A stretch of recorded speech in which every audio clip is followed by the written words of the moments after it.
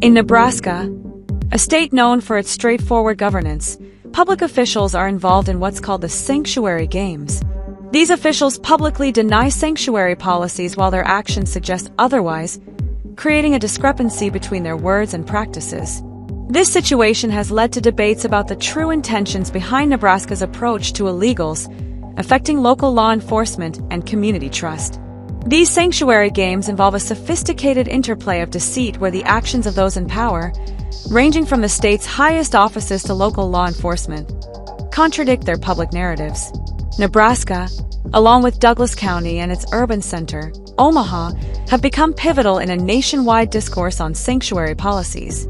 Here, the protection of illegal aliens is not just a policy choice but a battleground of conflicting interests, where financial incentives, political strategies, and covert influences coalesce to create a sanctuary environment under the guise of maintaining law and order. The implications of these sanctuary games extend beyond mere policy implications, touching on the very core of public trust, legal integrity, and the social fabric of Nebraskan communities. The governor of Nebraska, joined by mayors and law enforcement chiefs throughout the state, have made it abundantly clear in public speeches and official statements that their jurisdictions do not operate under sanctuary policies. Yet, the reality on the ground paints a different picture. In Nebraska, local law enforcement's interactions with immigration and customs enforcement are minimal, often explained away by citing legal restrictions that require judicial warrants for detentions, thus creating a de facto sanctuary. Douglas County, led by its sheriff, has policies that refuse to honor ICE detainers unless backed by judicial orders, effectively establishing a sanctuary environment. In Omaha, the police chief, following the directives of the mayor, has ensured that immigration status is not a part of routine policing, fostering a sanctuary city atmosphere where illegal criminals can feel safe from federal immigration enforcement. In an attempt to align with certain political narratives, the governor signed an executive order endorsing the current president's immigration policies. This move was a symbolic gesture, lacking in any real enforcement or policy shift on the ground. The continuation of existing practices without change suggests that this order was more about public perception than actual policy implementation.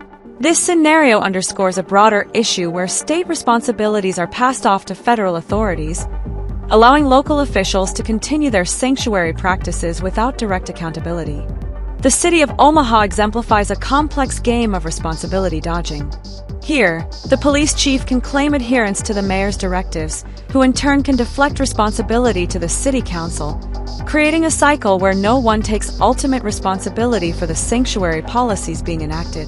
Each official can claim they are merely following orders, adhering to the will of the public, or constrained by higher authority, while in reality, these practices protect illegal immigrants from federal enforcement, fostering a sanctuary city by default. The sheriff of Douglas County has mastered the art of public relations by publicly denouncing sanctuary policies while quietly implementing practices that mirror them. This strategy allows the sheriff to maintain a public image that aligns with conservative values, emphasizing law and order, while in practice, cooperation with ICE is minimal, often only in cases of serious crimes.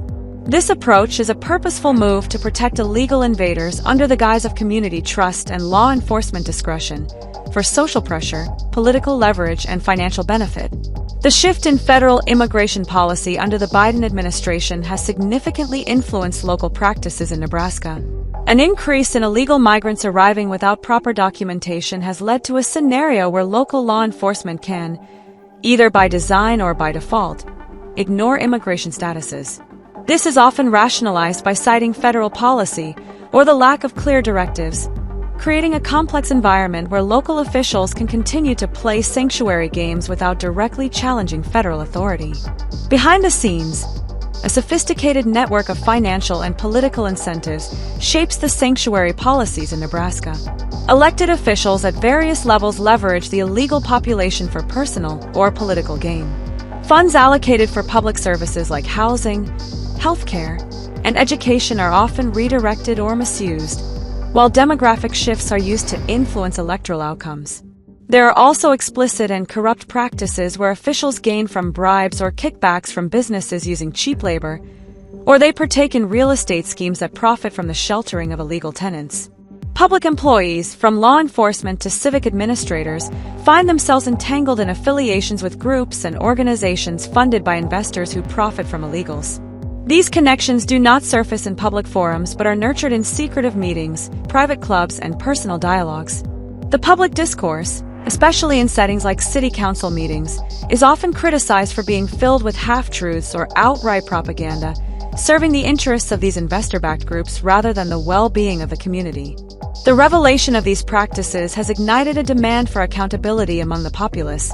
The narrative around sanctuary policies in Nebraska transcends the issue of immigration to question the very nature of governance and public trust. There is a palpable call to action to remove these officials through electoral means, to stop the sanctuary games, and to return to a governance model where public service is paramount over personal gain.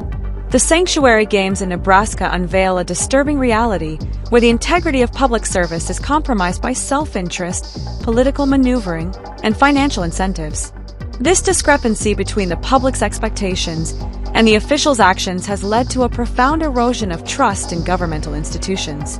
The situation in Nebraska, Douglas County, and Omaha not only challenges local governance but also poses critical questions about the role of sanctuary policies in community development, safety, and economic impact.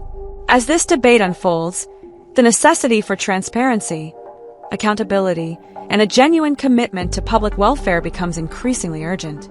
Nebraska is on its own, as each state must tackle these issues independently due to having its own set of entrenched public officials engaging in sanctuary shenanigans.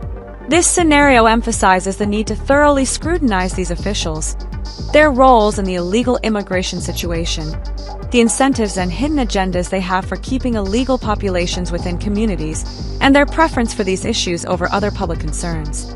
It also points to the importance of recognizing the deceptions that protect these practices and developing strategies to oppose those who support illegals, aiming to win in the sanctuary games.